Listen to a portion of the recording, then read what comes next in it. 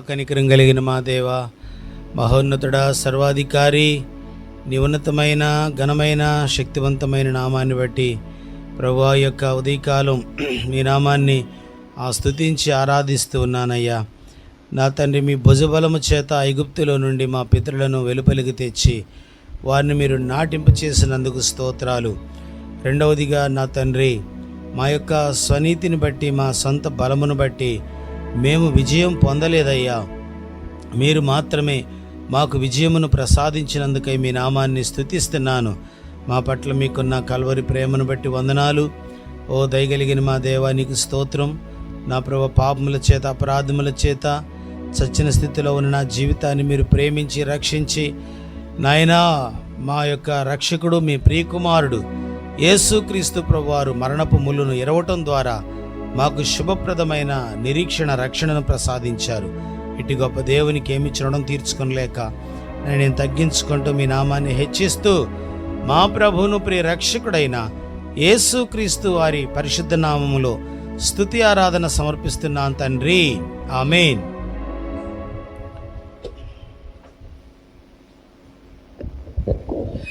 మన పాటల పుస్తకంలో నుండి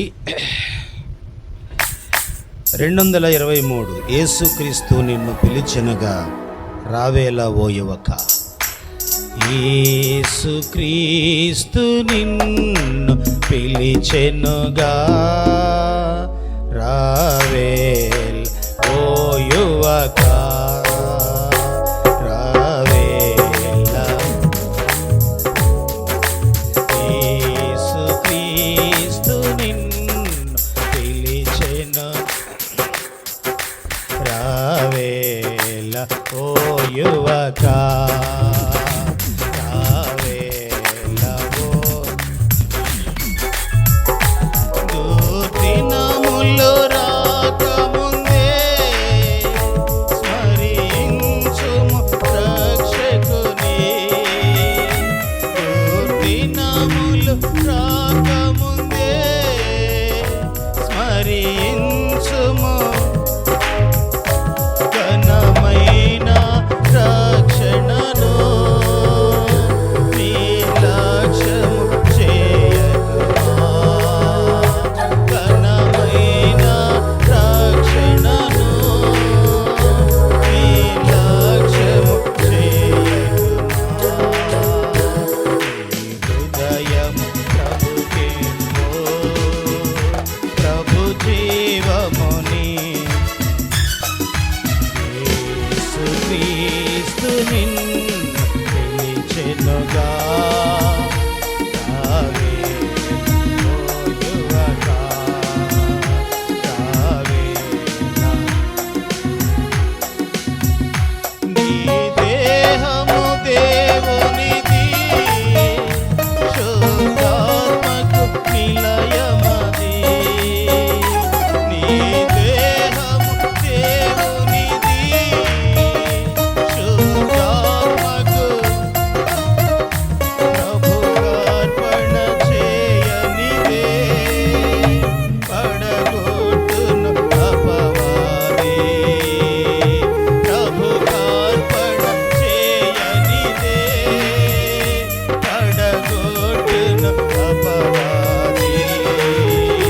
నీ హృదయము ప్రభు జీవముని. యేసుక్రీస్తు నిన్ను పిలిచెనుగా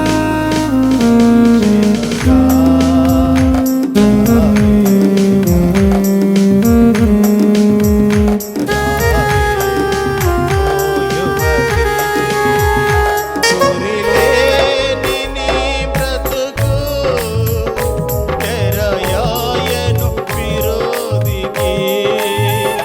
కొరిలేని నీ బ్రతుకు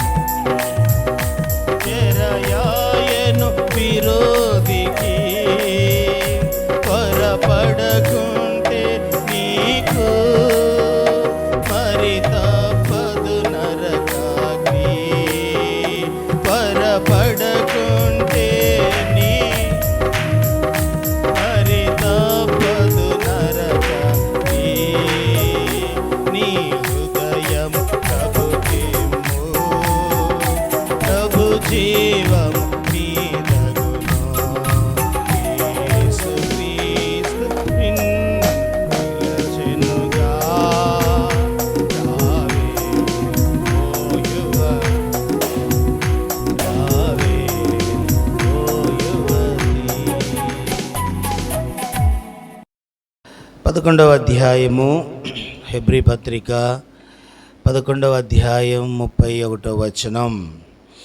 హెబ్రీలకు రాసిన పత్రిక. మోషే పుట్టినప్పుడు అతని తల్లిదండ్రులు ఆ శిశువు సుందరుడై ఉండుట చూచి 31 మీరు చదివే 11వ అధ్యాయం హెబ్రీ పత్రిక 31వ వచనం. విశ్వాసమును బట్టి రాహాబను వేశ్య వేగుల వారిని సమాధానముగా చేర్చుకొనినందున అవిధేయులతో పాటు నశింపక పోయెను. చాలు. ప్రేమ కలిగిన మా తండ్రి, మీరు మాతో మాట్లాడండి. ఆయన విరిచి వడ్డించగా వారు తిని తృప్తి పొందిరి అని లేఖనంలో రాయబడింది. నీ వాక్యమును మీరు మా కొరకు విరవండి, మాకు కావలసిన మాటలు బోధించండి. యేసు నామములో ప్రార్థించి వేడుకుంటున్నాము తండ్రి, ఆమేన్. మంచిది ప్రియులరా, దేవుని పరిశుద్ధ గ్రంథములో అపోస్తుడైన పౌలు రాసిన 14 పత్రికలలో చివరి పత్రిక హెబ్రీలకు రాసిన పత్రిక. హెబ్రీలకు రాసిన పత్రిక 11వ అధ్యాయంలో అనేక మంది విశ్వాస వీరులను గూర్చి తాను ప్రస్తావించాడు. అనేక మంది విశ్వాస వీరులు ఒకరిని మించిన వాళ్ళు ఒకళ్ళు అంటారే, అలాగున్నారన్నమాట. హేబేలు అంటాడు, కయ్యేను కూడా చెప్పండి, హేబేలు కదూ, నోవాహు, అబ్రహాము, ఇస్సాకు, యాకోబు, మోషే, అనేక మంది విశ్వాస వీరులను గురించి మాట్లాడాడు. సరే, వారంతే భక్తులు, వారు ప్రభువుని వెంబడించారు, దేవుని కొరకు పాటుపడ్డారు, దేవుని కొరకు దేశాలు దాటి ప్రయాణాలు చేశారు, దేవుని కొరకు వారు అవమానపరచబడ్డారు. అంత మటుకు బాగుంది. కానీ 31వ వచనానికి రాగానే ఒక ప్రత్యేకమైన ఆలోచింపజేసే వ్యక్తిని గురించి మనం చదువుతూ ఉన్నాం. ఈ 11:31లో విశ్వాసమును బట్టి రాహాబను వేశ్య, ఎవరంట ఈమె? రాహాబను వేశ్య రక్షణ పొందినది. విశ్వాసమును బట్టి ఏగులు వారిని చేర్చుకొని అవిధేయులతో పాటు నశింపకపోయాను. ఎవరితో పాటు నశించలేదంట? అవిధేయులతో పాటు నశించకపోయాను. ఈ వచనం మనకేం బోధిస్తుంది అంటే, అవిధేయులతో పాటు నశించలేదు అంటే ఈమె విధేయురాలనే కదా అర్థం. ఈమె ఏ విషయంలో విధేయురాలై ఉండొచ్చు ఆలోచించండి. వృత్తిరీత్యా ఆమె పాస్టర్ కాదు, ఇవాంజలిస్ట్ కాదు, పోనీ సంఘంలో ఒక ఎల్డరు అంతకంటే కాదు, ఒక బిలీవర్ కూడా కాదు. ఆమె వృత్తిరీత్యా వేశ్య జీవితం జీవిస్తుంది, పాపములో బ్రతుకుతూ ఉంది, అపవిత్రమైన జీవితంలో కొనసాగుతూ ఉంది. కానీ ఇలాంటి వ్యక్తి ఒక అబ్రహాము గారున్న అధ్యాయం, ఇస్సాకు లాంటి వారున్న అధ్యాయం, దావీదు లాంటి వారున్న మహాభక్తులు, మోషే లాంటి వారు, నీతిమంతుడైన హేబేలు లాంటి గొప్ప దైవజనులు ఉన్న అధ్యాయములో ఈమెకు చోటు దక్కటం, ఈమె వారి సరసన వారి మధ్యలో ఈమెను కూడా పరిశుద్ధాత్ముడు ఆమెను ఇమిడ్చటంలో ఎంత అద్భుతమైన ఉద్దేశం దేవునిది. కనుక దేవుని బిడ్డలుగా ఈ యొక్క ఉదయకాలం రాహాబులో ఉన్న ప్రత్యేకతలేంటో జ్ఞాపకం చేసుకుందాం. ఎందుకు ఆమె వేశ్యగా బ్రతుకుతూ కూడా రక్షణ పొందింది? ఆమె జీవితంలో ఎలాంటి మలుపులు తిరిగినాయి, ఎలాంటి స్థితిగతులు కలిగిన బిడ్డగా ఆమె బ్రతికి దేవుని బిడ్డగా మారిందో మనం చదివితే మనకు ఆశ్చర్యం కలుగుతుంది. రండి, యెహోషువ గ్రంథం, పరిశుద్ధ బైబిల్ గ్రంథములో నుండి యెహోషువ గ్రంథము 2వ అధ్యాయం 1వ వచనం. నూను కుమారుడైన యెహోషువ ఏగులు వారైన 2 మనుషులను పిలిపించి, మీరు పోయి ఆ దేశమును ముఖ్యముగా యెరికోను చూడుడని వారితో చెప్పి షిత్తీము నద్ద నుండి వారిని రహస్యముగా పంపెను. వారు వెళ్ళి రాహాబను వేశ్య ఇంట చేరి అక్కడ దిగగా, దేశమును వేగి చూచుటకు ఇశ్రాయేలు యొద్ద నుండి మనుషులు రాత్రి వేళ ఇక్కడకు వచ్చిరని యెరికో రాజునకు వర్తమానము అది యెరికో పట్టణం. యెరికో పట్టణాన్ని దేవుడు తన బిడ్డలకి ఇస్తానని వాగ్దానం చేశాడు. ఒక యెరికో పట్టణమే కాదు, యెరూషలేము, యెరికో, పలు ప్రాంతాలన్నీ కూడా దేవుడు యెహోషువ నాయకత్వంలో ఇశ్రాయేలు ప్రజలైన వారికి 1 by 1 ఒకదాని తర్వాత ఒకటి దేవుడు హస్తగతం చేస్తానే ఉన్నాడు. కనుక వీళ్ళ యొక్క యుద్ధ నైపుణ్యత, వీళ్ళ యొక్క ఆలోచన ఎంత గంభీరం అంటే, ఏ ప్రాంతాన్ని వీళ్ళు సాధించాలనుకుంటారో ఆ ప్రాంతాన్ని ముందు ఎంక్వైరీ చేస్తారు. ఆ ప్రాంతానికి ఇద్దరిద్దరు మనుషులను పంపించేవాళ్ళు. కనుక యెహోషువ 2 మనుషులను పంపించాడు. వారు అటుపోయి ఇటుపోయి రాహాబు ఇంటికి వెళ్ళారు. రాహాబ్ అనే వేశ్య ఇంటికి వెళ్ళారు. ఆ వార్త ఎలా తెలిసిందో ఆ యెరికో రాజుకు తెలిసింది. వాళ్ళు సైన్యం రానే వచ్చారు. ఏం జరిగిందో చదవండి. యెహోషువ గ్రంథం ఇదే 2వ అధ్యాయం 4వ వచనం, 3వ వచనం చదివితే 3వ వచనం, అతడు నీ యొద్దకు వచ్చి నీ ఇంట చేరిన మనుషులను వెలుపలికి తీసుకొని రమ్ము, వారు ఈ దేశమంతటిని వేగు చూచుటకు వచ్చిరని చెప్పుటకు రాహాబు నద్దకు మనుషులను గమనించారా? కనుక రాహాబు నద్దకు సహజంగా మనుషులు వస్తూ ఉంటారు. రాహాబు వేశ్యావృత్తిలో బ్రతుకుతుంది కాబట్టి అలాంటి ఆలోచన కలిగిన వాళ్ళు ఆమె వద్దకు వచ్చేవాళ్ళు. కానీ వీళ్ళు దైవజనులుగా వచ్చారు, దేవుని ప్రతినిధులుగా వచ్చారు. ఏవండి, దేవుని యొక్క మనసు కలిగిన వాళ్ళుగా వచ్చారు. దేవుని వాగ్దానములు నెరవేర్పు కొరకు వీరు యెరికోలో అడుగుపెట్టారు. వారు అడుగుపెట్టిన వెంటనే ఎవరింట్లోకి వెళ్ళారంట? రాహాబు ఇంటికి. రాహాబు ఇంటికి వచ్చిన సంగతి తెలుసుకున్న రాజు మనుషులను పంపించాడు. కనుక ఇప్పుడు రాహాబు దగ్గర 2 అవకాశాలు ఉన్నాయి. ఒకటి, వీళ్ళను రాజుకు అప్పగించటం, లేదా వీళ్ళను దాచి వీళ్ళ దగ్గర సొమ్ము వసూలు చేయటం. అర్థమైందా? వీళ్ళని దాయటం ద్వారా ఏం జరుగుతుంది? మిమ్మల్ని దాస్తాను, మీ ప్రాణరక్షణ కొరకు నేను ఎలాగో ప్రయత్నిస్తాను, అయితే మీరు నాకు ఎంత ఇస్తారు? బేరమాడుకునే అలవాటు ఆమెకుంది. కనుక బేరమాడుకునే మనస్సుగా ఆమె ఆలోచించవచ్చు. మీరు ఆలోచించండి. ఆమె సొమ్మును ఆశించలేదు, ప్రాణాన్ని రాజుకును అప్పగించలేదు. ఆమె యొక్క ఆలోచన విధానం ఎంత గంభీరమో మీరు ఆలోచించండి. ఒక ప్రార్థనాపర్రాలు ఇంత మంచిగా ఆలోచించిందంటే సహజం. ఒక విశ్వాసి, వాక్యం ఎరిగిన వ్యక్తి ఇంత చక్కని ఆలోచన కలిగి ఉన్నారంటే సహజం. ఏ వాక్యము తెలియకుండా, ఏ దైవజనులతో సంబంధం లేకుండా, ఎలాంటి సంఘ సహవాస మందిర అనుభవం లేకుండా, అప్పటి వరకు కూడా చీకట్లో, పాపములో, దుర్భర జీవితములో ఏమాత్రము గౌరవ మర్యాదలు లేని జీవితం జీవిస్తున్న ఆ వ్యక్తి ఎంత మంచి ఆలోచన కలిగి ఉంది. కనుక రాజు మనుషులకు చక్కని సలహా చెప్పి వారిని పంపింది. వీరినేమో మిద్దె ఎక్కించినది. ఇప్పుడు ఆమె ఏమంటుందో చదువుదాం. ఆమెలో ఉన్న ప్రత్యేకత 2వ అధ్యాయము పరిశుద్ధ బైబిల్ గ్రంథములో నుండి 2వ అధ్యాయము 8వ వచనం.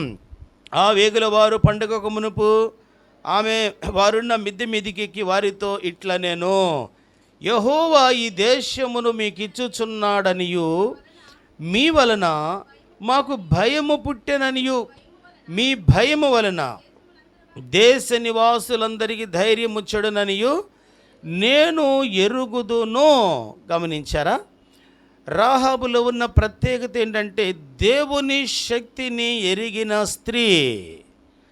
దేవుని యొక్క శక్తిని ఎరుగుట ఎంత అద్భుతం! ఆమె ఏగుల వారితో చెప్తున్నమాట, మీరెవరండి? మీరేం చేస్తుంటారు? ఇంతకు డబ్బులతో వచ్చారా, ఖాళీ జేబులతోనే వచ్చారా? ఎలాగొచ్చారు? నేనెవరినో మీకు తెలుసా?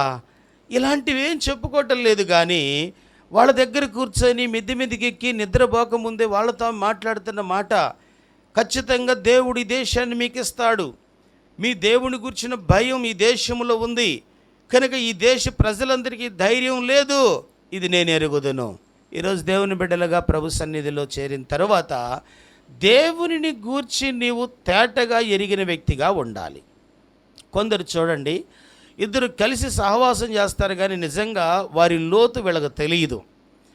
కొందరు అంటారు కదా, ఏంటోనండి దాదాపు 20 సంవత్సరాలు మాకు పరిచయం ఉంది కానీ ఇంతవట్టికి వాళ్ళ మర్మం ఏంటో మాకు అర్థం కాలేదంటారు.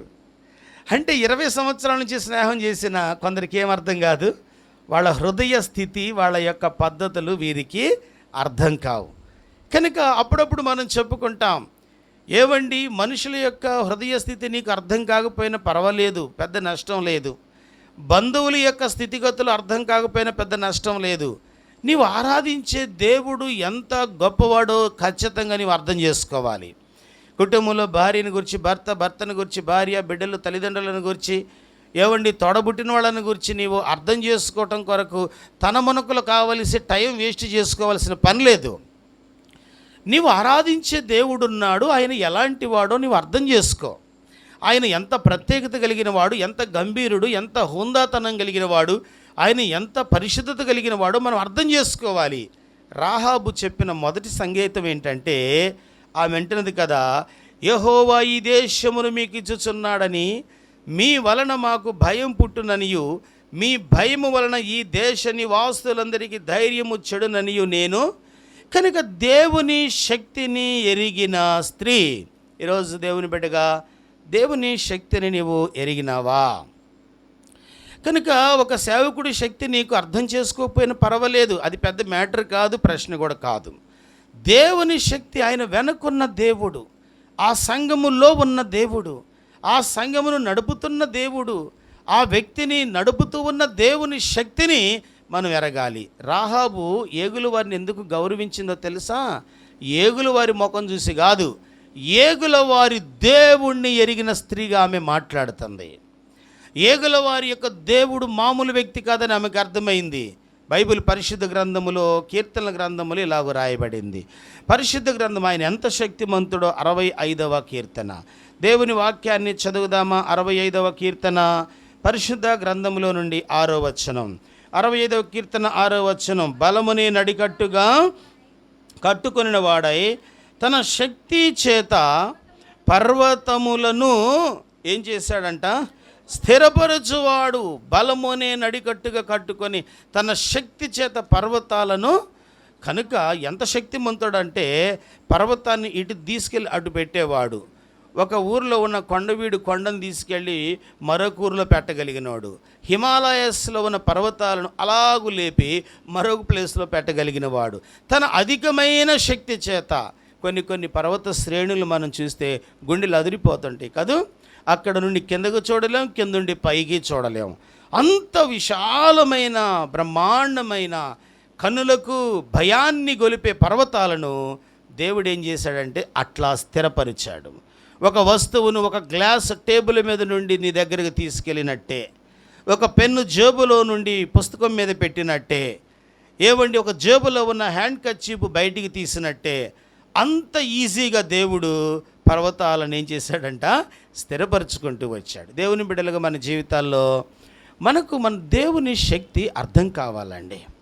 దేవుని శక్తిని ఎరిగితే నీవు ఆయన ఆ లెవెల్లో ఆరాధిస్తావు.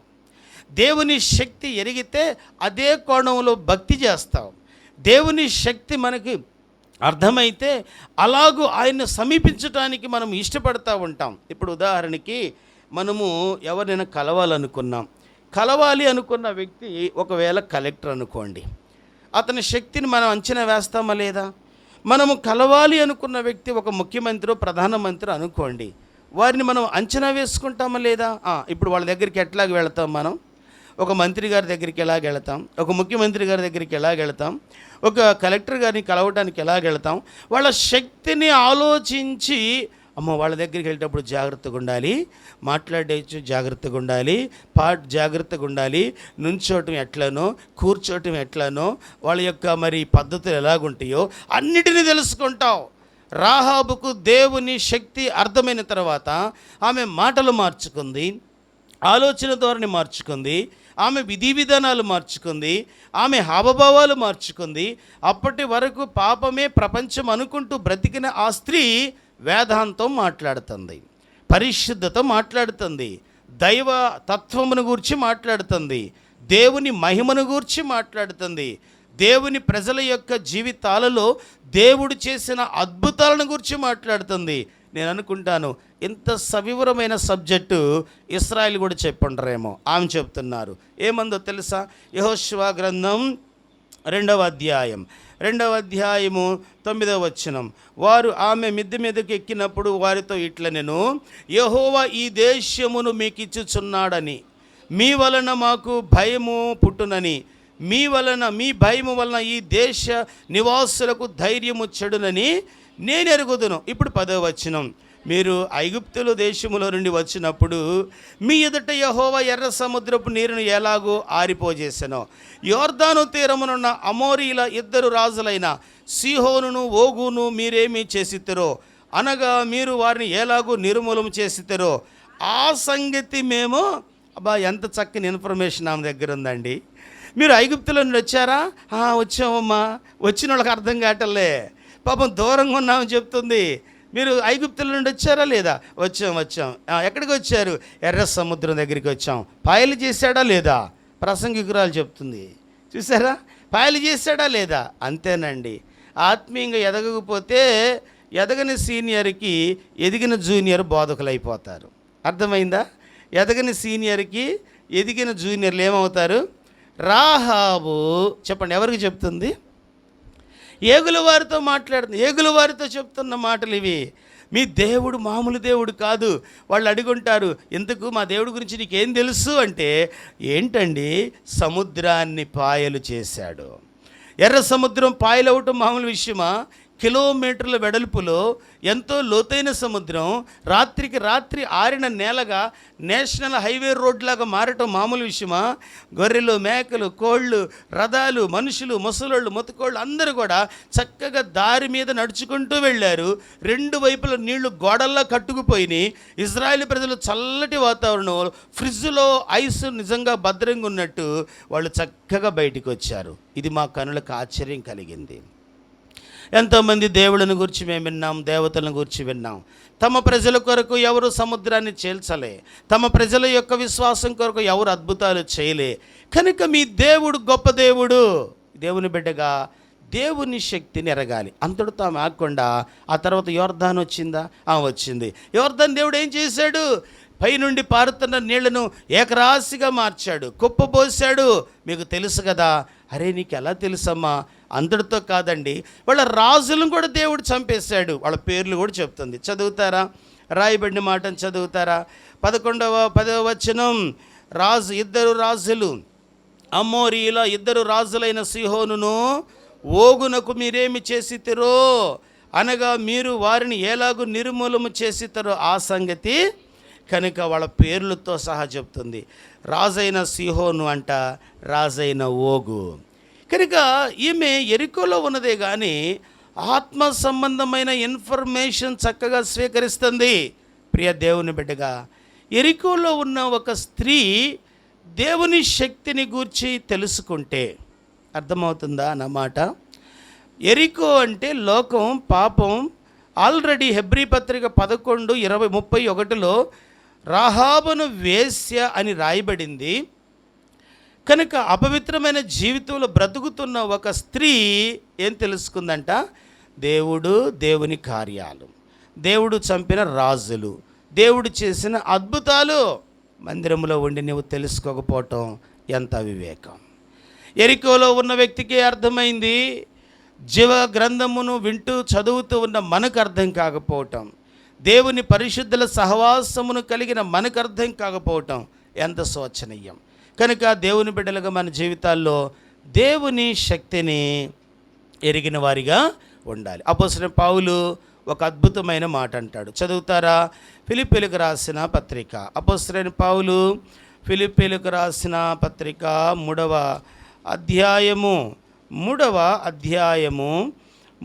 అధ్యాయం పరిశుద్ధ గ్రంథములో నుండి 9వ వచనం, లేదు 10వ వచనం చదవమ్మా. 10. ఏ విధము చేతనైనను మృతులలో నుండి నాకు పునరుద్ధాన బలము కలగవలనని ఆయన మరణ విషయములో సమానానుభావము గలవాడనై ఆయన పునరుద్ధాన బలమును ఎరుగు నిమిత్తము, ఆయన పునరుద్ధాన బలము అనగా శక్తిని ఎరుగు నిమిత్తం పౌలు ఎందుకు సమస్తమును పెంటతో సమానంగా ఎంచుకున్నాడో తెలుసా? పౌలుకున్న స్నేహితులు మనకెక్కడండి?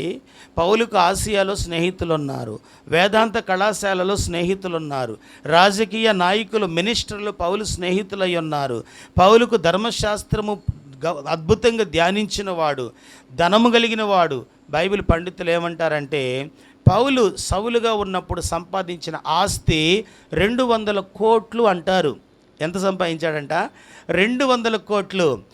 తన ఆస్తిని, తన మంత్రులను, తన స్నేహితులను, తనకు కలిగిన వారందరినీ పెంటతో సమానంగా ఎంచుకున్నాడు. అరే ఇంత లాభాన్ని అట్లెట్లన్నావయ్యా అంటే పునరుద్ధాన శక్తి తెలుసుకోవటం కొరకు. యేసు క్రీస్తు ప్రభువు యొక్క బలము ఎదుట ఈ బంధం ఒక పాటిదా? ఈ స్నేహం ఒక స్నేహమా? ఈ ప్రేమ ఒక ప్రేమనేనా? ఈ యొక్క ధనం ఒక ధనమేనా? ఈ పని ఒక పనేనా? అందుకే పౌలు అంటాడు, క్రీస్తు పునరుద్ధాన బలమును ఎరుగు నిమిత్తం నేను సమస్తమును నష్టపరుచుకుంటూ వచ్చాను. ఈరోజు బలలో చేవేసే ముందు రాహాబు యొక్క ఆలోచన నీవు కూడా చెయ్యాలి. రాహాబులాగా ఆలోచించటం నేర్చుకోవాలి. రాహాబు యొక్క ఆ మంచి ఆలోచన ఏంటంటే దేవుని శక్తిని ఎరిగిన స్త్రీ. ఇది మొదటి విషయం. రెండవది చదవండి, పరిశుద్ధ గ్రంథంలో నుండి యెహోషువ గ్రంథం 2వ అధ్యాయం 12వ వచనం. నేను మీకు ఉపకారము చేసి తిని గనుక మీరును నా తండ్రి ఇంటికి ఉపకారము చేసి నాకు నిజమైన ఆనవాలు ఇవ్వండి. రెండవదిగా ఆమె అంటుంది కదా, ఇదిగో నేను మీకు ఉపకారం చేశాను, ఇక నేను ఇక్కడ బ్రతకటానికి ఇష్టపడలేదు, మీరు దయచేసి మమ్మల్ని రక్షించండి, బయటికి తీసుకెళ్ళండి, నాకు ఏదైనా గుర్తివ్వండి. రెండవదిగా ఆమె హృదయంలో ఉన్న ఆ మంచి ఆలోచన ఏంటంటే, నేను మీకు మేలు చేశానా? చేసావమ్మా, మీరు కూడా దయచేసి నాకు మేలు చేయండి. ఏం చేయాలి? బట్టలు ఇవ్వమంటావా? ధనం ఇవ్వమంటావా? బంగారం ఇవ్వాలా? నిన్ను గురించి రాజుకి ఏమైనా రికమెండ్ చేయమంటారా? ఏం కావాలంటే నాకు ఏం చేయొద్దు, వీళ్ళ మధ్య నుండి మీ మధ్యకి నన్ను తీసుకెళ్ళండి. అది నాకేం అవసరం లేదు. బట్టలున్నాయి, డబ్బులున్నాయి, ఇల్లుంది, పేరుంది, ప్రఖ్యాతి ఉంది, స్థలాలు ఉన్నాయి, అన్నీ ఉన్నాయి, కానీ ఏమి లేదంటే మీ సహవాసమే నాకు లేదు. పరిశుద్ధుల సహవాసం లేదు. పాపుల మధ్య బ్రతికా, నామకార్థుల మధ్య బ్రతికా, నులివెచ్చగా ఉండేవారి మధ్య బ్రతికినా, నాలాంటి జీవితమును జీవించేవారు నాకు స్నేహితులుగా ఉన్నారు. నేను కూడా లోక సంబంధమైన వ్యక్తిగా చీకటి వెలుగనుకుంటూ, అసత్యము సత్యం అనుకుంటూ, ఏవండి చేదును తీపనుకుంటూ బ్రతుకుతూ వచ్చాను. దయచేసి నేను, నా తల్లి, నా తండ్రి, నా అక్క చెల్లెల అన్నదమ్ములు, వీళ్ళల్లో నుంచి మీరు మీ మధ్యకి తీసుకెళ్ళరా? కనుక నా సహవాసం చేంజ్ అవ్వాలనుకుంటున్నా, నా ఫెలోషిప్లో మార్పు కోరుకుంటున్నా. దేవుని బిడ్డగా గమనించండి, మన జీవితంలో రెండవ అనుభవం ఏంటంటే శరీర సంబంధమైన సహవాసాన్ని విడిచి ఆత్మ సంబంధమైన సహవాసమును వెంటాడాలి. అందుకే దేవుని వాక్యం చెప్తుంది కదా, నీవు పాపమును విడిచి పరిశుద్ధతను, నీతిని, దేవుని ప్రేమను వెంటాడు అంటాడు. లోక సంబంధమైన వాటిని విడువు అంటాడు. తిమోతికి రాసిన పత్రిక, అపోస్తలుడైన పౌలు తిమోతికి రాసిన పత్రిక, మొదటి పత్రిక 6వ అధ్యాయము 11వ వచనం. 6వ అధ్యాయం 11వ, దైవజనుడా నీవైతే వీటిని విసర్జించి నీతిని, భక్తిని, విశ్వాసమును, ప్రేమను, ఓర్పును, సాత్వికమును సంపాదించుకొనుటకు ప్రయాసపడు. కనుక ఫుట్ నోట్లో ఏమిటో తెలుసా? వెంటాడుమో. ఏం చేయాలంట? పౌలు అంటున్నాడు, దైవజనుడా. దైవజనుడు అంటే దేవుని ప్రజలు. మనం దేవుని ప్రజలమే కదా. మందిరానికి వచ్చావు, నువ్వు దేవుని ప్రజవు కదా. మనం దేవుని రక్తంలో కడగబడ్డాం కదా. అయితే మనం దేన్ని వెంటాడాలో చెప్తుంది వాక్యం, దేన్ని విడిచిపెట్టాలో కూడా దేవుడు చెప్తున్నాడు. కనుక దేవుని యొక్క వాక్యం ఏం చెప్తుంది? పరిశుద్ధ గ్రంథం 10వ వచనం, ఎందుకనగా ధనాపేక్ష సమస్తమైన కీడులకు మూలము, కొందరు దాన్ని ఆశించి విశ్వాసము నుండి తొలగిపోయి నానావిధ బాధలతో తమ్మును తామే పొడుచుకొనిరి. దైవజనుడా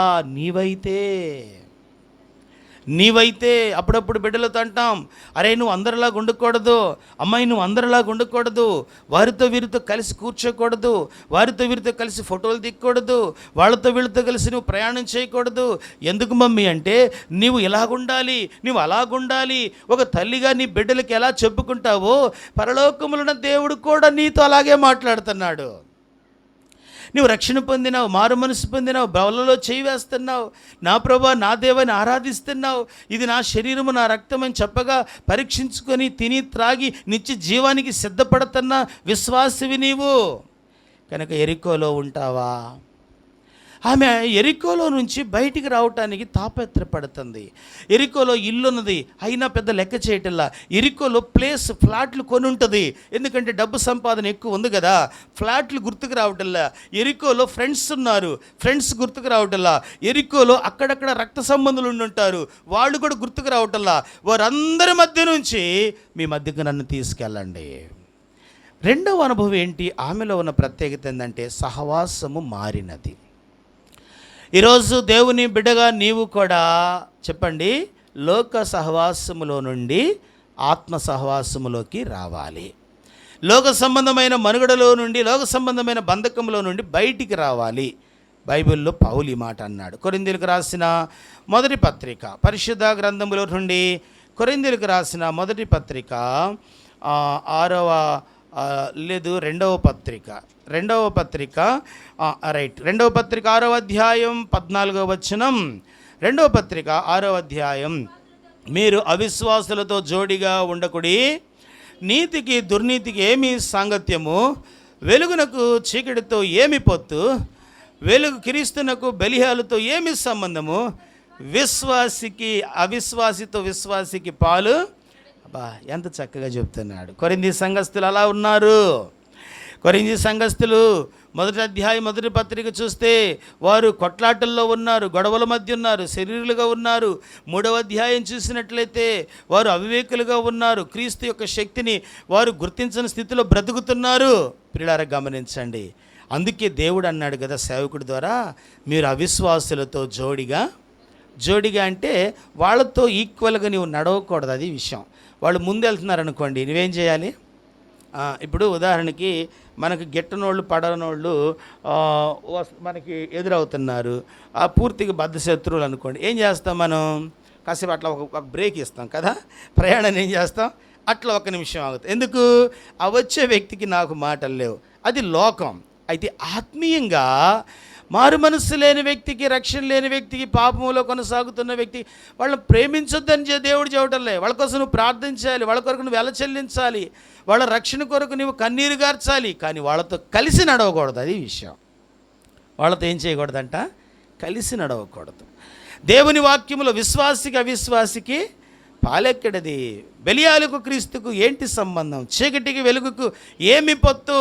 మనము జీవము కలిగిన దేవుని ఆలయమై ఉన్నాం. దేవుడు ఆదికాండములో కూడా మొదటి అధ్యాయం చదువుతుంటే ఆయన వెలుగు చీకటులను కలిసి ఉండని అన్నాడా, వేరు చేశాడా? వేరు చేశాను. వెలుగును చీకటిని ఆయన వేరు చేశాడు. ఇశ్రాయేలు ప్రజలతో దేవుడు మోషే ద్వారా అంటున్నాడు, మోషే నా ప్రజలను నీ ప్రజలలో నుండి వేరు చేయి. కనుక వారు ఐగుప్తులో ఉండటానికి వీల్లేదు, కనుక నేను వారిని దర్శించడానికి వచ్చాను, వాళ్ళతో నేను ముచ్చరించడానికి వచ్చాను.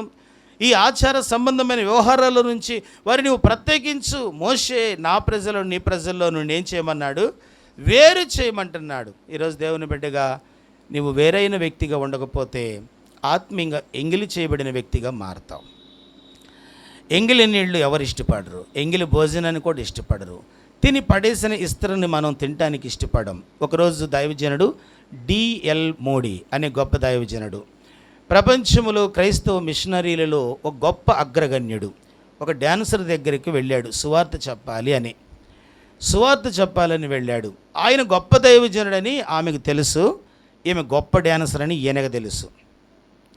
కనుక మరి ఆమెకు ఎవ్వరు కూడా సువార్త చెప్పడానికి ధైర్యం చేయటం లేదు. కనుక ఆమె దగ్గరికి వెళ్ళిన వాళ్ళంతా ప్రోగ్రామ్ డేట్లు తీసుకోవడానికి వెళ్ళేవాళ్ళే కానీ క్రీస్తు గురించి మాట్లాడేవాళ్ళు ఎవరూ లేరు. ఒకరోజు ఆయన వెళ్ళాడు, అపాయింట్మెంట్ పలానా రోజు పలానా టైము, కనుక టైం ప్రకారంగా వెళ్ళాడు. దైవజనుడు రాగానే ఆమెకు వేరే ప్రోగ్రాం ఉంది, రెడీ అవుతూ మేకప్తో రెడీ అవుతూ దైవ సేవకుడికి ఒక 5 నిమిషాలు సమయం ఇచ్చింది. దైవ సేవకుడు అన్నాడమ్మా, మీకు దేవుడు చాలా మంచి ఆరోగ్యం ఇచ్చాడు, చాలా మంచి అందాన్ని ఇచ్చాడు, చాలా మంచి చదువునిచ్చాడు, చాలా సంపద కూడా ఉన్నది. ఈ లోకం తర్వాత ఇవేవి నీతో రావు కదా. మరి నేను నమ్ముకున్న దేవుడు గొప్పవాడు, ఆయన పరిశుద్ధుడు, నీకోసం నా కోసం ప్రాణం పెట్టాడు. నీవు ఈరోజు వీటిని మానుకొని నీ హృదయం యేసు ప్రభువుకు చోటిస్తే నువ్వు రక్షణ పొందుతావు అని చెప్పగానే ఆమె పగపక నవ్వి పాస్టర్ గారు మీరు చెప్పింది నిజమే కానీ నాకు చాలా ప్రోగ్రాలు ఉన్నాయండి అని చెప్పిందంట. ఏముంది, నాకు చాలా, నేను ఒప్పుకున్నాను, అడ్వాన్సులు కూడా తీసుకున్నాను. ఈలోపు పాస్టర్ గారికి మాట్లాడుతూ ఉండగా టీ తీసుకొచ్చింది పని ఆమె. కనుక ఆ కప్పులో తాగుతూ ఉన్నాడు. ఆయన ఇంకా చెప్తున్నాడు, ఆమె ఇంకా చెప్తూనే ఉన్నారు. లేదండి, దాదాపు నాలాంటి గొప్ప ప్రముఖ డ్యాన్సర్కి ఒక 1 year నుంచి ఆ యొక్క డేట్లన్నీ ఫుల్ అయ్యి ఉంటాయి. యేసు ప్రభు నేను నమ్మాలంటే నాకు 365 రోజులు ఆయన టైం ఇవ్వాలందంట. అంటే ఇప్పుడు 365 రోజులు ఆమె ఏం చేయాలి? ఈ డ్యాన్సులకి వాటికి వీటికి అన్నిటికీ వెళ్ళాలి. అప్పటికే సగం కప్పు టీ అయిపోయింది. ఆయన ఆ కప్పు అలా పెట్టి ఆయన అన్నాడు, అమ్మ నేను సగం తాగాను, పర్లేదు, ఈ సగం మీరు తాగేసేయండి అన్నాడంట. ఈ సగం కప్పును మీరు తాగేసేయండి.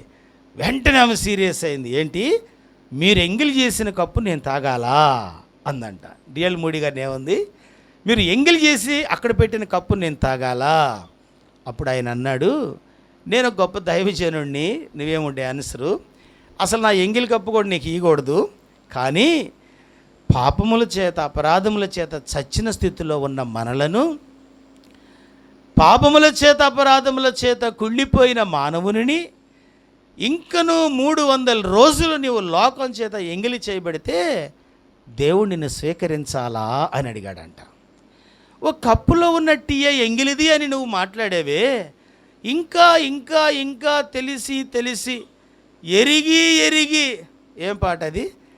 ఎరిగి ఎరిగినే చెడిపోతిని యేసుని రేపేతిని, ఎరిగి ఎరిగినే చెడిపోతిని యేసుని గాయము రేపేతిని, మోసపోతిని నే దృష్టి తొలగితి, దాసుడ నిన్ను చూడనేమో, మోసపోతిని నే దృష్టి తొలగితి, దాసుడ నిన్ను చూడనేమో, ప్రభు యేసున రక్షక నొసగు.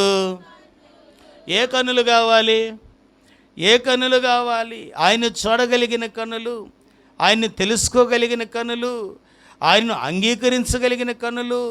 ఏవండి, ప్రత్యేకించబడాలనే తపన నీలో ఉంటే ఇలాంటివి సాధ్యం. రాహాబులో ఉన్న 2వ లక్షణం ఇది. మొదటి లక్షణం ఏంటి? దేవుని శక్తిని ఎరిగినది. 3వది ఏంటంట? ఆమె ప్రత్యేకించబడటానికి ఇష్టపడినది. 3వది చదివి ప్రార్థన చేస్తాను. చదువుదాం. 12వ యెహోషువ గ్రంథం 2వ అధ్యాయం. యెహోషువ గ్రంథం 2వ అధ్యాయం 12వ వచనాన్ని చదువుదాం. నేను మీకు ఉపకారము చేసితిని గనుక మీరును నా తండ్రి ఇంటికి ఉపకారము చేసి నాకు నిజమైన ఆనవాలిచ్చి, నా తండ్రియు నా తల్లియు నా అన్నదమ్ములు నాక చెల్లెండ్రు వారికి కలిగిన వారందరూ చావకుండా బ్రతకనిచ్చి, ఆ మాట అండర్లైన్, చావకుండా. ఏం కాకూడదు? కలిసిపోతే చనిపోతాం, ఎరికోలో ఉంటే చనిపోతాం. ఎందుకు? ఎరికో కూలిపోయే నగరం. చెప్పండి, ఏ నగరం అంటే అది? మునిగిపోయే నావని తెలిసి ప్రయాణం చేయడానికి ఇష్టపడతావా? ఏవండి, ఫ్లైట్ కూలిపోతుంది, ఖచ్చితంగా ప్రయాణికులు సిద్ధంగా ఫ్లైట్ ఎక్కవలను అని అనౌన్స్ వచ్చింది అనుకోండి, ఏం చేస్తారు? పడవ మునిగిపోబోతుంది, దయచేసి తొందరగా మీరు ప్రయాణికులు అందులో చేరవలను అంటే ఏం చేస్తారు? అసలు ఏమైనా తెలివి ఉన్నోళ్ళు ఎవరైనా అందులోకి వెళతారా? కనుక రాహాబు దైవిక తెలివి కలిగినది, దైవిక ఆలోచన కలిగి, ఆమె ఎంత తెలుగులో స్పష్టంగా ఎంత చక్కగా రాశాడంటే, చావకుండా. అయ్యా, కాళ్ళు చేతులు ఇరుగుతాయి, ఎరుకో గోడలు కూలితే, రాళ్ళు మీద పడతాయి, చెదలు మీద పడిపోతాయి, తలకు దెబ్బలు అవుతాయి, గాయాల పాలు అవుతాం. మేము గాయాల పాలు కాకుండా అనటం లేదు. ఏమంట? నేను చావకుండా, తన వారు చావకుండా ఉండాలనేది రాహాబు ఆలోచన. ఈరోజు ఆత్మీయంగా మన ఇంట్లో ఎంతమంది చనిపోతున్నారు? ఆత్మీయంగా ఎంతమంది ప్రార్థన లేక, సహవాసం లేక, క్రమశిక్షణ లేక, పరిశుద్ధత లేక ఏమండి, దేవుని సత్యవాక్యమునకు దూరంగా బ్రతుకుతూ, నిలువెచ్చ స్థితిలో బ్రతుకుతూ ఆత్మీయంగా వాళ్ళు చనిపోయినట్టు కనిపించటం లేదా? వారు చావకుండా నీవు జాగ్రత్త తీసుకో, వారు చావకుండా నీవు ఆలోచన కలిగి ఉండు. అందుకే రాహాబుని గురించి బైబిల్ చెప్తుంది, ఆమె అవిధేయులతో పాటు ఎందుకు నశించలేదంటే ఆమె విధేయురాలు. ఆమె ఆలోచనలు అద్భుతం, ఆమె నిర్ణయాలు అద్భుతం, ఆమె కోరికలు అద్భుతం. జీవించినంత కాలం పాపములో బ్రతికిన ఒకే ఒక రోజు ప్రభుకు హృదయం ఇచ్చింది. ఒకే ఒక రోజు ఏగులు వారు తన ఇంటికి వచ్చారు. ఒకే ఒక రోజు దేవుని శక్తిని గుర్తించినది, ప్రత్యేకించబడినది. దేవుడు నిన్ను నన్ను కూడా ప్రత్యేకించడానికే ప్రాణం పెట్టాడు. అర్థమైనదా? ప్రభు శరీరాన్ని తింటున్నావు, రక్తాన్ని త్రాగుతున్నావు, దాని అర్థం ఏంటో తెలుసా? లోకంలో నుండి ప్రత్యేకించబడ్డాం. ఎరికోలో నుండి దేవుడు నిన్ను ప్రత్యేకంగా తీసుకొచ్చాడు. భయంకరమైన లోక సంబంధమైన చీకటిలో నుండి ప్రత్యేకంగా బయటికి తీసుకొచ్చాడు. నిన్ను నన్ను చావులో నుండి బయటికి తీసుకొచ్చాడు.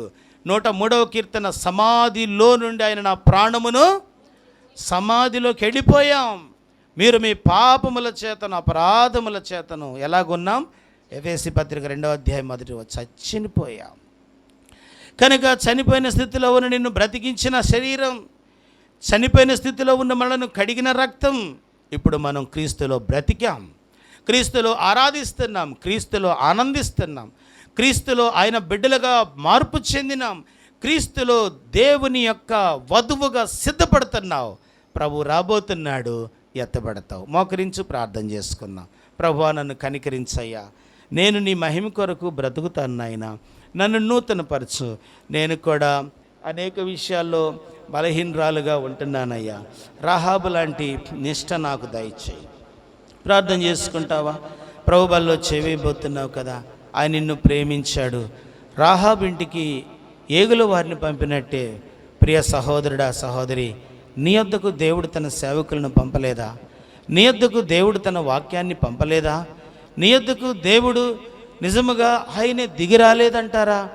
ఎన్ని మార్లు ఆయన నిన్ను బ్రతిమలాడాడు, ఎన్ని మార్లు ఆయన నీకు సత్యమును బోధించాడు, ఎన్ని మార్లు ఆయన నీ యొక్క జీవాన్ని నీకు ప్రసాదించాలని, నీ కుటుంబం జీవం కలిగిన కుటుంబం ఉండాలని ఎన్ని మార్లు ఆయన దర్శిస్తూ వచ్చాడు. ఓ ప్రభువా, నన్ను క్షమించయ్యా. ఎరికోలో ఉన్న రాహాబుకు దేవుని శక్తి అర్థమైంది, కానీ మందిరంలో ఉంటున్న నాకు నీ శక్తి అర్థం కావట్లేదయ్యా. బైబిల్ లేకపోయినా నీ శక్తి, నీ అద్భుతాలు చక్కగా వివరించినది, కానీ గ్రంథం చేతిలో పెట్టుకొని తేటైన వాక్యాన్ని వింటూ నీ అద్భుతాలను రోజు మర్చిపోతున్నానయ్యా. నన్ను క్షమించు. పరీక్షించుకుంటావా? ప్రభు నీ జీవితంలో అద్భుతం చేస్తాడు. ప్రభు, నన్ను కనికరించు. నేను ఇంకను లోకంలో జీవించనయ్యా. చీకటితో సహవాసం పెట్టుకోనయ్యా. ప్రత్యేకత కలిగిన వ్యక్తిగా ఉంటానయ్యా. వాళ్ళు చావకుండా ఉండాలని రాహాబు కోరుకుంది. నా వాళ్ళు ఎవ్వరు కూడా ఆత్మీయంగా చనిపోకూడదయ్యా. నాకు కలిగిన వాళ్ళు ఎవ్వరు కూడా లోకంలో నశించిపోకూడదయ్యా. నన్ను నూతనపరచు. ఆయన నిన్ను నూతనపరచడానికి తన ప్రాణాన్ని దారిపోశాడు, తన రక్తాన్ని చిందించాడు, సొగసు కోల్పోయాడు, స్వరూపాన్ని కోల్పోయాడు, రక్తసిక్త దారులతో నింపబడ్డాడు. ప్రార్థన చేసుకో. దేవుడు తిరిగి నిన్ను నూతనపరుస్తాడు.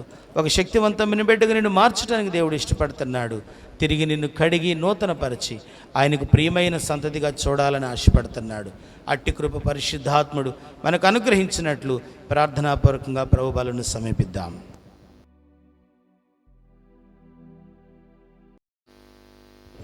ప్రభువైన యేసు తాను అప్పగించబడిన రాత్రి ఒక రొట్టెనెత్తుకొని విరిచి, మీ కొరకైనా నా శరీరం నన్ను జ్ఞాపకం చేసుకున్నటకు దీనినిచ్చాడని చెప్పాను. నా శరీరము తిని రక్తం త్రాగువాడు నిత్య జీవము గలవాడు, అంత్యదినమున వాడిని లేపుదునని లేఖనంలో రాయబడింది. దయగలిగిన మా తండ్రి, నీ కొందనాలయ్యా.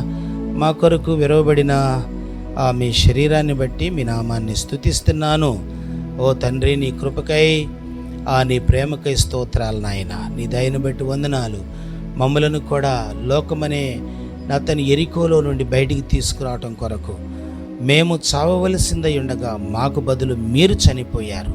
నీ ప్రేమకు వందనాలు నాయన. ఎన్నో మార్లు ఎంగిలిపడిన మా జీవితాలను మీరు త్రోసివేయలేదు, ప్రేమిస్తున్నారయ్యా.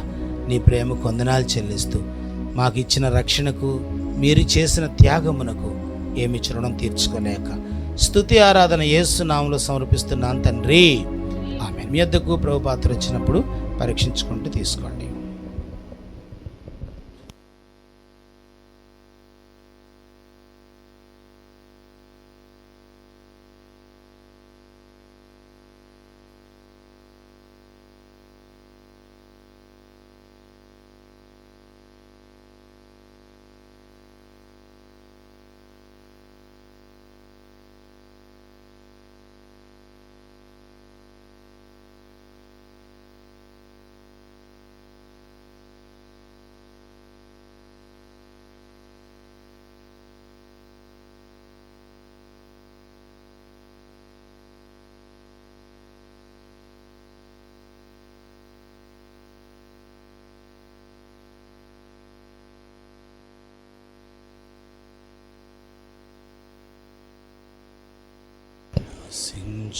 వారికి నీ సిలువ వెర్రితనముగా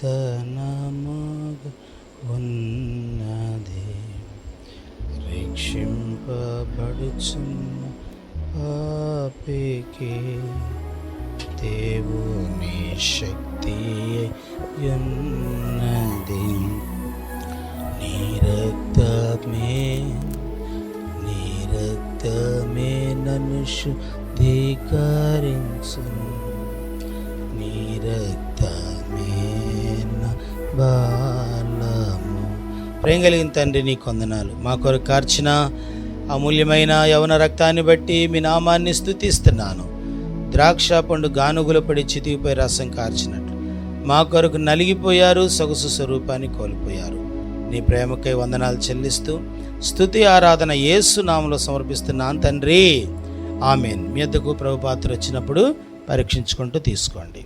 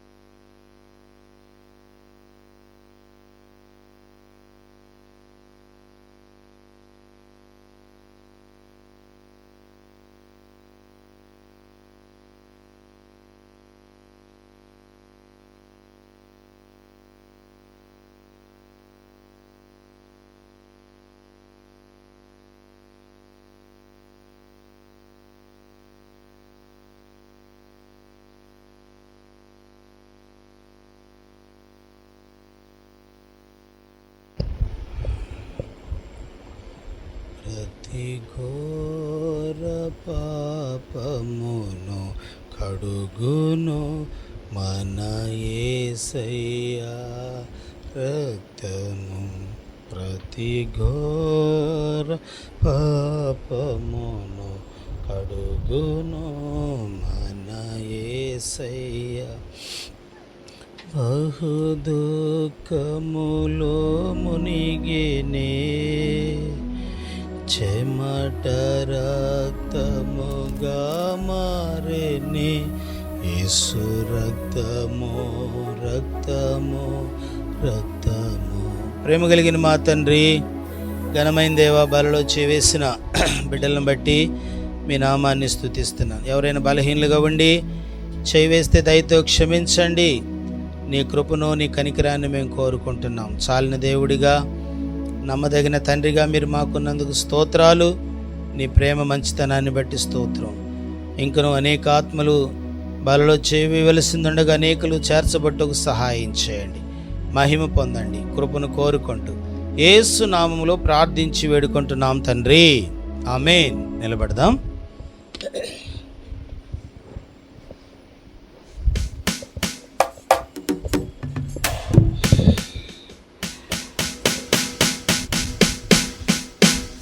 పుస్తకంలోంచి 43. నీ ధనము నీ ఘనము ప్రభు యేసుదే, నీ దశమా భాగము నీయ వెనుదీతువా వెనుదీతువా. నీ ధనము నీ ఘనము ప్రభు యేసుదే, నీ దశమా భాగము నీయ వెనుదీతువా. ధరలోన ధన ధాన్యముల నీయగా కరుణించి కాపాడి రక్షింపగా. ధరలోన ధన ధాన్యముల నీయగా కరుణించి కాపాడి రక్షింప. పరలోకనాథుండు నీకీయగా మరి యేసు కొరకీయ వెనుదీతువా. పరలోకనాథుండు నీకీయగా మరి యేసు కొరకీయ. నీ ధనము నీ ఘనము ప్రభు యేసుదే, నీ దశమా భాగము నీ వెనుదీతువా వెను.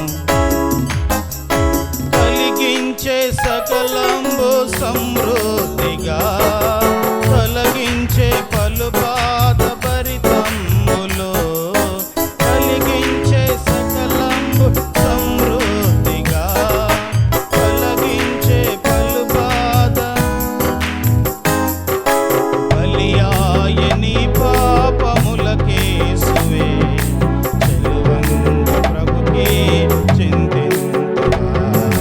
బలియాయని పాపములకేసువే, చెలువంగ ప్రభుకే చింతింతువా.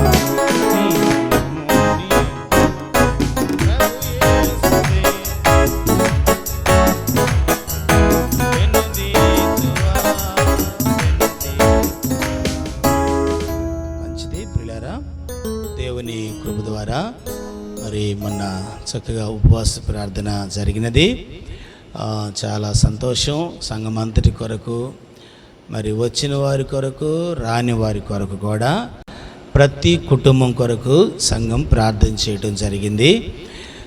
దేవుని యొక్క మహాకృపను బట్టి ఆ రోజు చాలా చల్లటి వాతావరణం. ఈరోజు ఎండ అనిపించింది కానీ ఆ రోజు చాలా చల్లటి వాతావరణం, ఆశ్రదకరమైన ప్రార్థన జరిగినది. కనుక ప్రభువును స్తుతించాం. అలాగే మరి యథావిధిగా సాయంకాలం సండే స్కూల్ పరిచర్య రాత్రికి ఉంటుంది.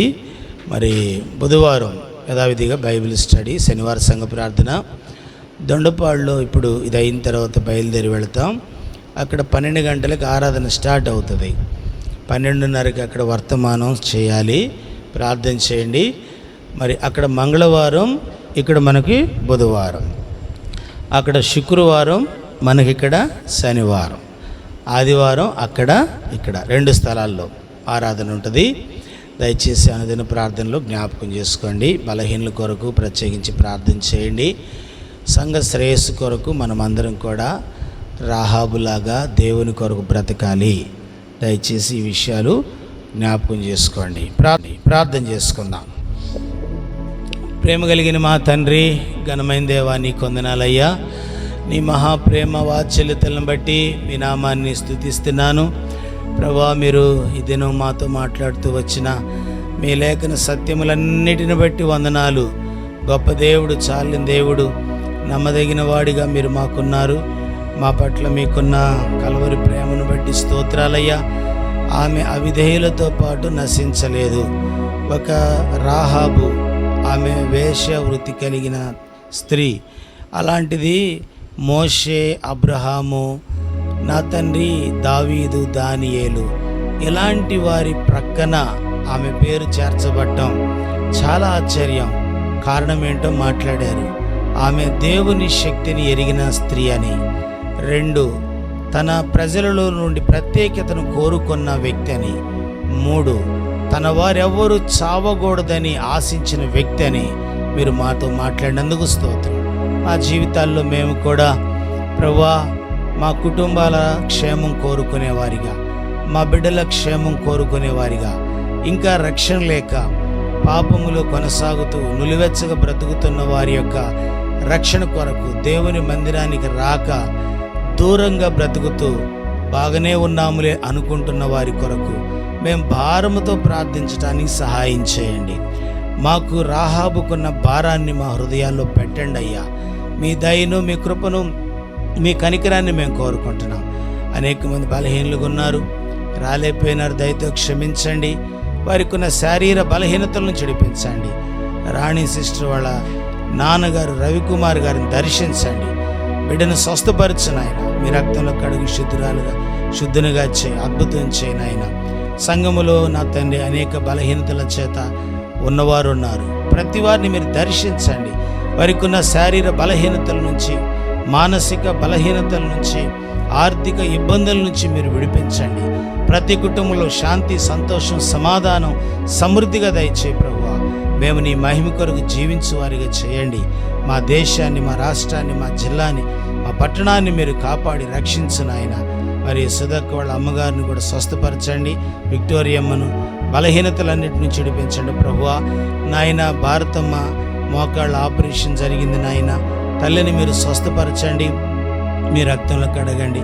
ప్రవీణకును స్వస్థపరచండి. ఇలాగ అనేక మందిని మీరు దర్శించండి అయ్యా. నీ కృపను, కనికరాన్ని మేము కోరుకుంటా ఉన్నాం.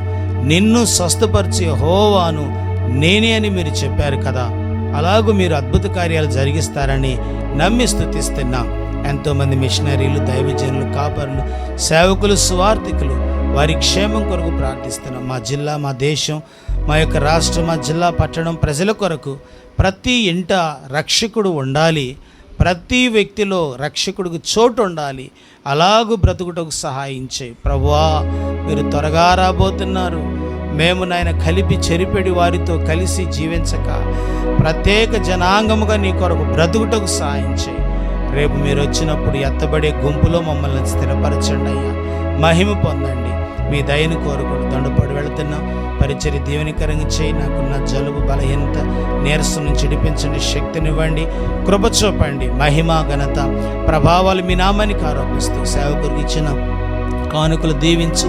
నూరంతల ఫలితాన్ని బిడ్డలకు ప్రసాదించమని మా ప్రభువును ప్రియరక్షకుడైన యేసుక్రీస్తు వారి ఉన్నతమైన నామములో ప్రార్థించి స్తుతించి అడిగి వేడుకుంటున్నాం తండ్రి.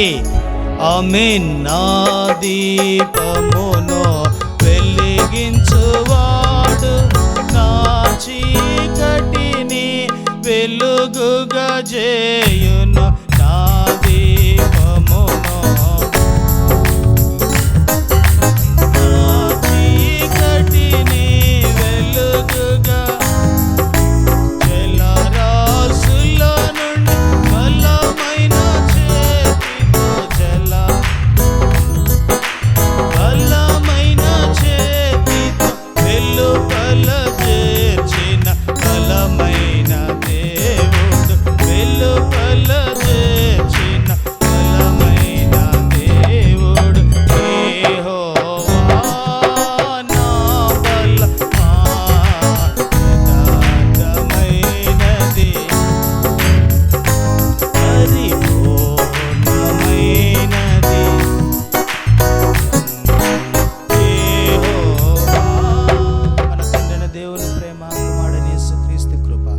పరిశుద్ధాత్మని యొక్క సన్నిధి, సహవాసం, సమాధానం ఇప్పుడెల్లప్పుడు చేరువచ్చిన ప్రతి బిడ్డకు సదా తోడు నడిపించి కాపాడును గాక. ఆమేన్. ప్రైజ్ లార్డ్ అమ్మ. అందరికీ